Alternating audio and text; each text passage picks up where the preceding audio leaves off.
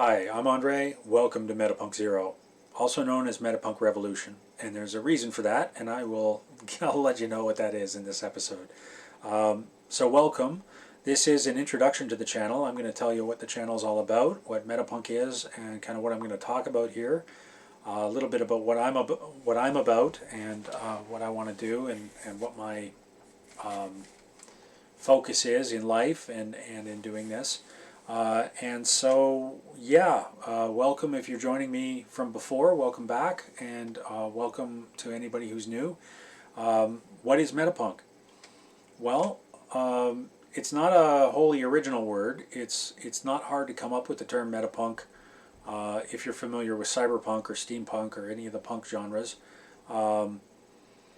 I came up with it independently in about 2002, and this was following after a few years of school where I was in university, and I had studied in the late 90s. I had studied a year of, I was doing a double major in psychology and anthropology, but I took a course in cognitive science in 98, 99, and that was really interesting. Cognitive science gave me a whole new perspective on, because it's applicable to psychology as well as philosophy, and it gave me a whole new perspective on the way that we perceive the world and the way that consciousness works. And right at the end of that year, right after I learned about all these interesting thought experiments in cognitive science, The Matrix came out, and that had all these staggering implications because it dealt with AI, it dealt with virtual environments, it dealt with all the late stage capitalist problems, all the cyberpunk, basically the cyberpunk themes of corporate control and overreach and human augmentation and all of those things, right? And artificial intelligence and runaway. Something like runaway control or greed and tyranny, those sorts of cyberpunk themes. And so this all sort of congealed into my head, and by about 2002 I wanted to create a magazine called Metapunk Revolution. And I figured it would be some sort of an online thing mostly. It never really happened. I wanted to publish stories in a genre that I saw as Metapunk, that it sort of was part of that, and I'll get into that in a minute. But the basic idea was that I was going to write stories and talk about the philosophy and that sort of thing, right? And I saw Metapunk as both a philosophy and a science fiction genre. And it sort of evolved over the years. I created a blog called metapunk.org in around 2009. I'm not actually entirely sure when I created that, but it's now defunct. Metapunk.org is owned by somebody else, I think. No big deal. I'm Metapunkzero on all my socials, and you can follow me there, or Linktree / Metapunkzero. That's my Substack. That's my IG. All that stuff. My X, which used to be Twitter, and all that stuff. Profile is at Metapunkzero. So anyway, what is Metapunk? Well, the tagline that I use on most of those socials is that reality is only a metaphor. And that is sort of an idea that did come from my learnings in cognitive science, and the idea that everything that we perceive in life is filtered through our perceptions, or through our beliefs and our goals and everything else, right? So everything is filtered through our prior, shall we say, philosophical commitments, and some of those emerge from our physiology, some of them emerge from our life experience, some of them we invent of our own accord, some of them we get from ideologies that we subscribe to and things that we've taught, and things that we believe. But needless to say, we all have filters in life that shape our perceptions, and a lot of those are goal-directed, right? Like if you walk into your kitchen, you might look for the outlets in your kitchen. If you're looking for a place to plug in your phone, you'll get a salience landscape. That's what it's called. You'll have different things popping out at you because you're looking for a place to plug in your phone. You'll see the outlets. You won't see all the other things in the kitchen. You won't notice them. You'll see them, but you won't notice them. You won't care about them, right? The things you care about depend on your goals, and those are your filters. And then if you're trying to make a sandwich, you'll notice a whole different salience environment, right? And so this is the kind of thing that we proceed through life with these filters in place, and we have these perceptual frames, right? And so it really means that reality is almost literally a kind of a metaphor, right? It's a metaphor is a comparison or a similarity, you know. So how much does a particular environment or a particular set of stimuli match our goals or match our beliefs? You know, that's kind of what's being, you know, that kind of what I'm getting at there on a philosophical level, or like a psychological level. You know, the cognitive science angle of it. But you can also look at it metaphysically and ask the question: are we living, you know, literally living in a metaphor? You know, is there any reason why when you go to a convenience store, you know, that convenience store has to be on a street corner somewhere, you know, or could it be on a space station? Could it be in a completely different environment? You know, if you lived 1,000 years ago, would that be some other kind of vendor? You know, like that, the way that our whole environment, the way that our culture, the way that our experience is formed, really very much depends on all these other conditional features, but so much of it is the same. And what are the commonalities between all those experiences? What are the actual truths that underlie all of the dressing that the physical world offers us? Not just the physical world, but also the emotional world and the perceptual world. And so that's sort of the big question of Metapunk. And for me, what falls out of that is, first of all, the science fiction genre. And that's a very interesting genre. So that begins with the ontological mystery. You know, it starts with it starts with cyberpunk, and then leans into an ontological mystery. And so the question is, if you have all this post-capitalist tyranny and greed and all these sort of things going on, you know, consumerism and all that, it starts to break down your reality. It starts to break down your sense of what's normal. You know. You have we live in a world where advertising rules everything, you know, and like, so your perceptions are warped by media and all of these other factors, you know. And so if you live in that environment, then you start to question what's real, and that gets you into the ontological mystery. The ontological mystery, ontology, is the philosophy of what is real, or how you know it's real. That's a metaphysical question. And so The Matrix was a perfect example of this. It might be probably the best known work that I would say fits within a metapunk genre, and that is because it starts by asking you, what's even real? You've seen all this stuff. It's hard to believe all the corruption and all the ways that capitalism goes wrong, right?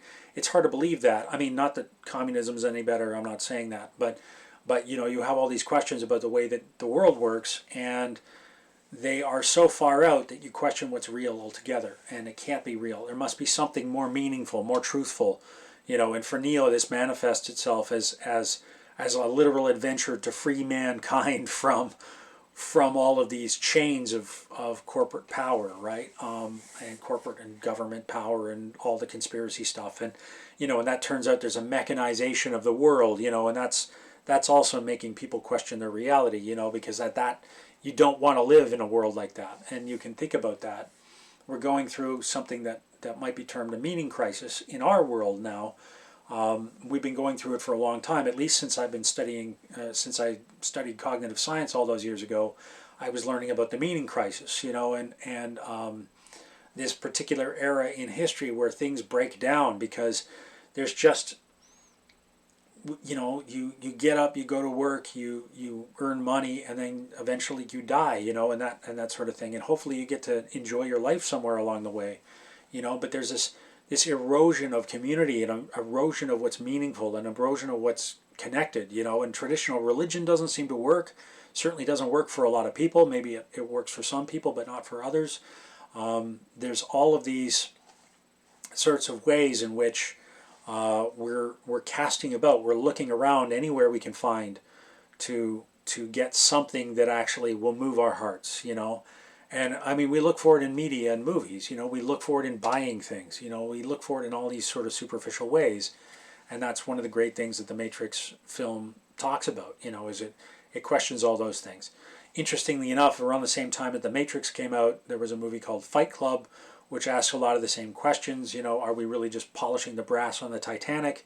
You know, the things you own end up owning you. There's all these sorts of things about it. The Fight Club's also a big movie for you know, questioning lost masculinity and the dichotomy between masculine and feminine archetypes and energies. You know, and I won't get into that in this like right now, but that's a big topic, and we can talk about that and hopefully do it some justice without hopefully, you know, annoying too many people, because of course this is a sensitive topic, because there is so much schism in the way the world is operating right now. And so if you can imagine a genre that deals with all those sorts of questions and how we relate to each other and how we perceive the world and how we perceive ourselves, and that can lead somewhere positive from that. And here's the trick, right? Metapunk moves on from cyberpunk as a genre, right? So it's not just about lamenting all the cyberpunk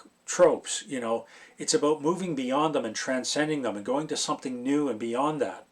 But it's different than solar punk. Solar punk is very technological in its orientation. It's very, you know, like solar punk from solar power, renewable energy, and green energy, and political solutions that are manifested by the careful understanding of the facts and all those sorts of questions, right? Metapunk I see as something very different than that. If solar punk is solar, then metapunk is more lunar in its approach, although it's different than what some people are calling lunar punk. It's not about werewolves or vampires, and I mean it could be, but it doesn't have to be. I see metapunk more as relational. You know, it's going beyond the immediate confines of what you see in front of you. It's going beyond the object and going to the relations between the objects, right? That's why it's metapunk. And this relates to the Taoist philosophy. You know, there's a line in the Tao Te Ching that says that the space inside of a house, or the space inside of a room, or the space inside of a bucket is the useful part. It's the part that actually has the most power, even though it's empty. You know, it has power because of its emptiness. And there's a way in which the negative space of life is the relationships around us, the unseen world, and all the ways that we're magically connected to each other. You know, like, and I literally mean that, magically, animistically, relationally. You know, you can say that's spiritual, you can say that's beyond the purview of science, or you don't have to. That could be perfectly scientific. If you think of something like the quantum field being the space between you and I, there is space-time between us. You know, there's space-time between you, the viewer, and me speaking here in front of a camera, right? There's a time lag between when you'll see it and when I'm making it. There's a distance lag between, you know, where we're situated geographically. There's all these relationships, you know, and then we can relate to each other as people. There's this emotional layer to all of this.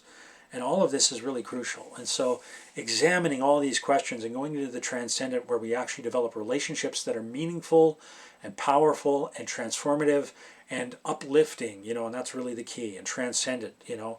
And so that's where it moves beyond cyberpunk, but it's different than solar punk, and that's metapunk as a genre.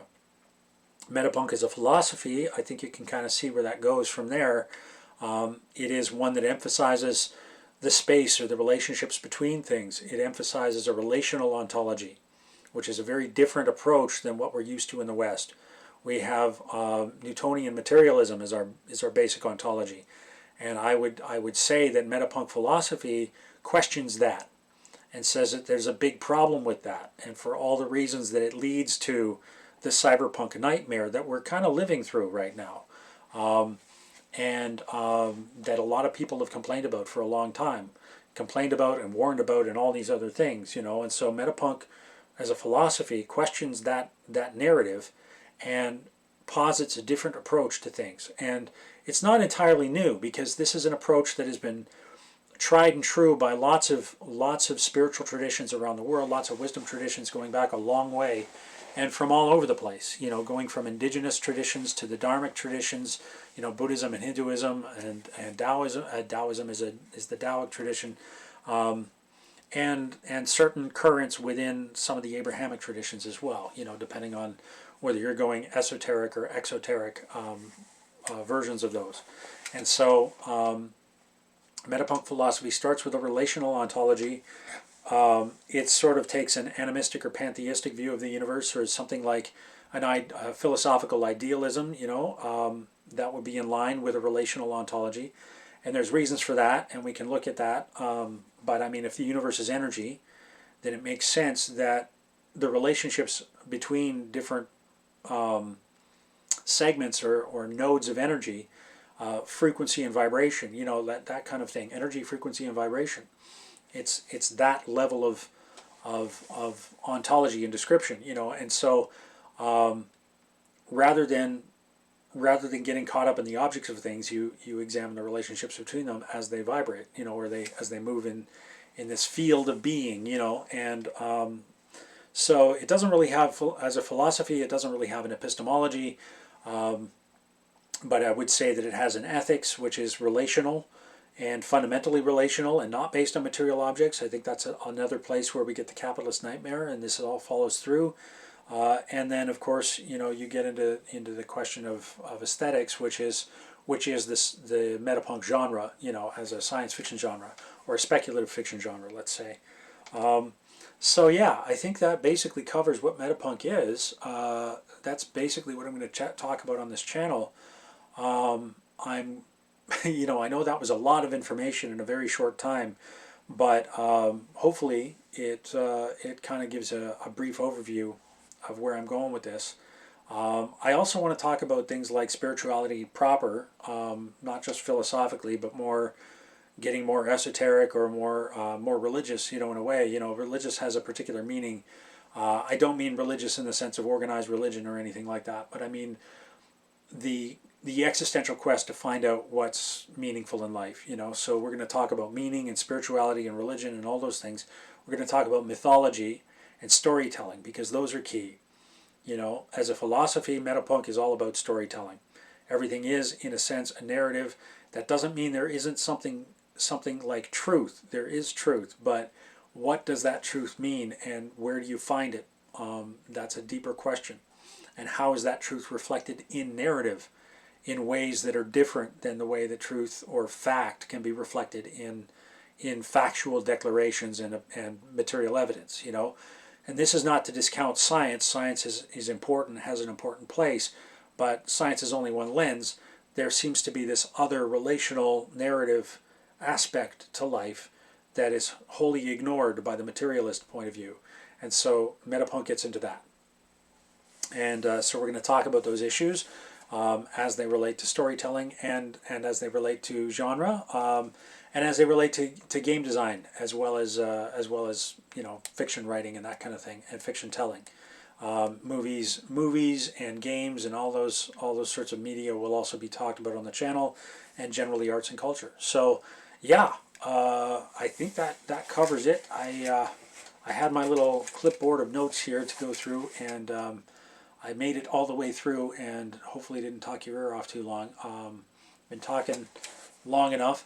So yeah, thank you for joining me, and I hope you'll tune in next time, and we'll go from there. Take care.